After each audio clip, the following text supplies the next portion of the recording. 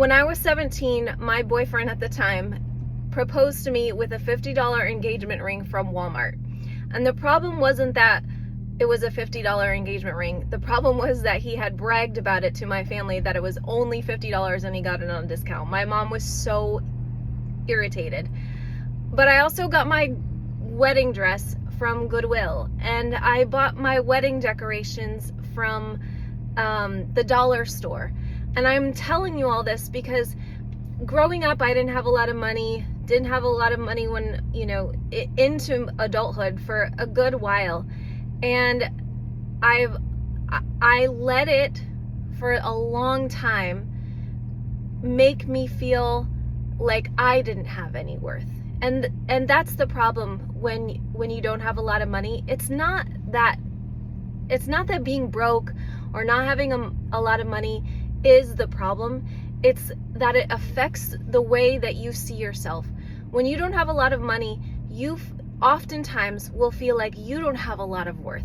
And that's simply not true. And so one of the things that you have to do if you don't have a lot of money right now is break out of that belief that just because you don't have money in your hands or in your bank account that you don't have any worth.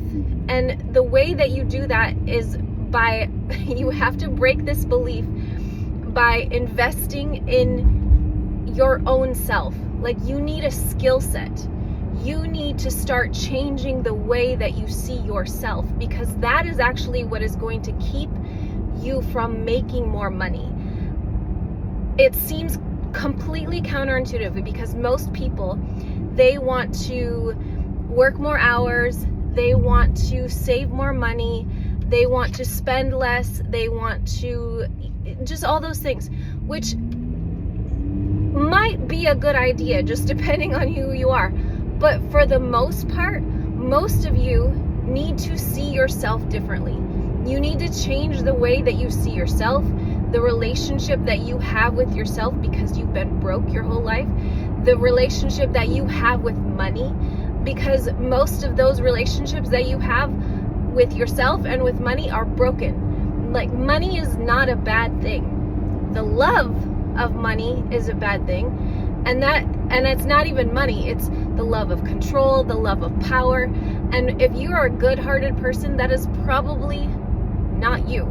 So, but I say all this because if you are broke right now, if you don't have anything, and I am not a money person, just FYI, I don't teach people how to make money. I don't do any of that, but I do teach people how to think differently. And I'm still on my way. So this is why I don't tell people how to make money. I do not even want to be tested in it. But I will say this, the turning point for me was as I made little steps to start investing in myself, whether it was a skill set, whether it was something to do with personal development, whether it was mentoring, whether it was some sort of coaching program. Those little things, learning from somebody, either a skill set or some sort of mindset thing, totally changed the way that I saw myself. It helped me develop my skills. It helped me it helped me invest in myself. You are your best asset when you have no money. Like, forget crypto, forget savings bonds, forget hiding money away for a rainy day.